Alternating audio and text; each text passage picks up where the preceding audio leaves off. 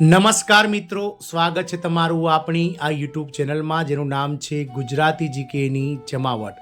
તો જ્યારથી દેશભરમાં 2020 શિક્ષણ નીતિ એટલે કે એનસીઆરટી નિયમોમાં ફેરફાર થયો છે ત્યારથી હવે પ્રાથમિક શાળામાં ભણતા બાળકોની જે ઉંમર છે તેને વધારીને લઘુત્તમ ઉંમર 6 વર્ષ કરી દેવામાં આવી છે। ત્યારે હવે 5 વર્ષના જે બાળકો છે તેમના માટે દરેક પ્રાથમિક શાળાઓમાં દેશભરની બાલવાટિકાના વર્ગો શરૂ કરવામાં આવ્યા છે। તો આ બાલવાટિકાઓમાં જે શિક્ષકો છે તે શિક્ષકોને ઈસીસી શિક્ષક કહેવાય છે, જેનું ફૂલ ફોર્મ થાય છે early child care and education. Early childhood care and education એટલે કે પ્રારંભિક બાલ્યાવસ્થા સંભાળ, સાર સંભાળ અને શિક્ષણને આપતા શિક્ષકો બનવાની જે છે તે નવી ભરતીઓ શરૂ કરવામાં આવી છે। ત્યારે આ રાજ્ય સરકાર દ્વારા ઈસીસી શિક્ષકની 19,000 કરતાં વધારે જે કહી શકાય કે શિક્ષકોની ભરતી પ્રક્રિયા બહાર પાડી છે।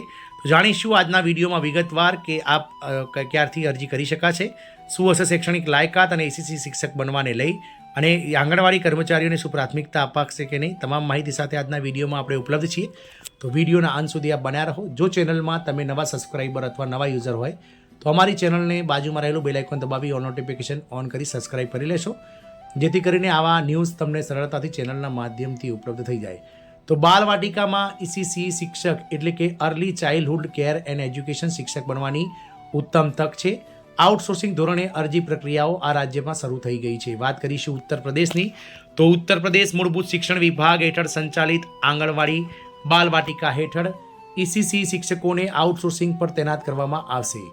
રાજ્યભરમાં 19,000થી વધુ શિક્ષકોની તૈનાતીની પ્રક્રિયા શરૂ થઈ ગઈ છે, એટલે કે 19,000 શિક્ષકો ઈસીસીની નવી ભરતી પ્રક્રિયા શરૂ થઈ ગઈ છે। ઈસીસી શિક્ષક પ્રક્રિયામાં જોડાવા માંગતા તમામ યુવાનો પાસે સારી તક છે। દરેક જિલ્લા માટે અલગ અલગ એજન્સીઓ દ્વારા અરજીઓ મંગાવવામાં આવી રહી છે। આ ક્રમમાં ઉત્તર પ્રદેશના બિજનોર, કાનપુર દેહાત અને આંબેડકર નગરમાં ઈસીસી શિક્ષક બનવા માટે સત્તાવાર સૂચનાઓ જાહેર કરવામાં આવી છે। સરકારનો મુખ્ય ઉદ્દેશ પૂર્વ પ્રાથમિક શાળાઓમાં એટલે કે 3 થી 6 વર્ષના બાળકોને કૌશલ્ય આધારિત શિક્ષણ આપવાનો છે। આ હેતુ માટે ઈસીસી શિક્ષકોને તૈનાત કરવામાં આવી રહ્યા છે। રાજ્યમાં 19,000થી વધુ શિક્ષકોને તૈનાત કરવામાં આવશે। તો રાજ્યમાં તે તમામ આંગણવાડી કેન્દ્રોમાં ઈસીસી શિક્ષકોને તૈનાત કરવામાં આવશે જે પ્રાથમિક શાળાઓ અથવા મૂળભૂત શિક્ષણ વિભાગ દ્વારા સંચાલિત સંયુક્ત શાળાઓમાં ચલાવવામાં આવી રહ્યા છે। પ્રથમ તબક્કામાં 10,000થી વધુ શિક્ષકોની નિમણૂક કરવાની પ્રક્રિયા લાંબા સમયથી ચાલી રહી છે। તે જ ક્રમમાં બીજા તબક્કાની પ્રક્રિયામાં 8,800 શિક્ષકોને તૈનાત કરવામાં આવશે। ઈસીસી શિક્ષકો માટે વિવિધ જિલ્લાઓ માટે માહિતી જારી કરવામાં આવી છે।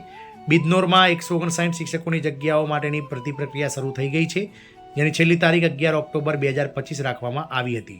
જ્યારે કાનપુર દેહાત માટે 131 સહસ્થિત આંગણવાડી શાળાઓ અને 12 એમજી શાળાઓ હેઠળ 143 આઉટસોર્સ કર્મચારીઓની શિક્ષકોની નિમણૂક કરવામાં આવશે। આ ઉપરાંત જો આપણે આંબેડકર નગરની વાત કરીએ તો 141 શિક્ષકોને તૈનાત કરવામાં આવશે। ઈસીસી શિક્ષક બનવા માટે શું લાયકાત હોવી જોઈએ, તો ઈસીસી શિક્ષક માટેની શૈક્ષણિક લાયકાત વિશે વાત કરીએ તો વ્યક્તિએ કાયદા દ્વારા સ્થાપિત અને યુજીસી દ્વારા માન્યતા પ્રાપ્ત કોઈપણ યુનિવર્સિટીમાંથી 50% ગુણ સાથે ગ્રેજ્યુએશન પરીક્ષા પાસ કરેલી હોવી જોઈએ, જેમાં હોમ સાયન્સને મુખ્ય વિષય તરીકે રાખવામાં આવ્યો હોય। જોકે અનામત શ્રેણીઓમાં પાસ થવા માટે ઓછામાં ઓછા 45%ની જરૂર પડશે।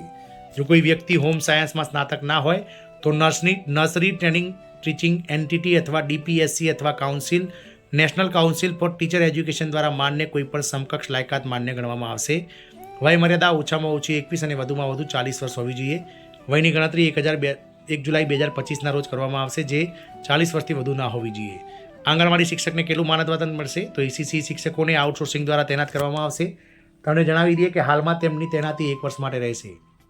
જો તેમનું કાર્ય સંતોષકારક ગણાશે તો તેમને વધુ 1 વર્ષ માટે નવીનીકરણ કરવામાં આવશે, એટલે કે રિન્યૂ કરવામાં આવશે। જો માનદ વેતનની વાત કરીએ તો હાલમાં ડેટા યોગદાન સહિત માનદ વેતન 10,313 રૂપિયા હશે અને ઈપીએફ 13% મુજબ 1,341 રૂપિયા આપવામાં આવશે।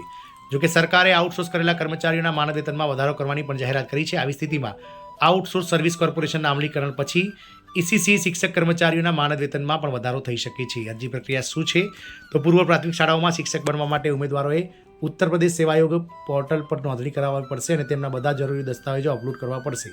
તેઓ નોંધણી પ્રક્રિયા પૂર્ણ કરીને આ પ્રક્રિયામાં જોડાઈ શકે છે। આ પછી જિલ્લા સ્તરીય સમિતિ દ્વારા ઉમેદવારોને પસંદગી મેરિટના આધારે કરવામાં આવશે। અહીં કોઈ ઇન્ટરવ્યૂ કે લેખિત પરીક્ષા લેવામાં આવશે નહીં। વિગતવાર માહિતી માટે તમારે સત્તાવાર સૂચના વાંચવી પડશે। આમ ઉત્તર પ્રદેશમાં 3 થી 6 વર્ષના બાળકો માટે નવી ઈસીસી શિક્ષકોની ભરતી પ્રક્રિયા શરૂ કરવામાં આવી છે।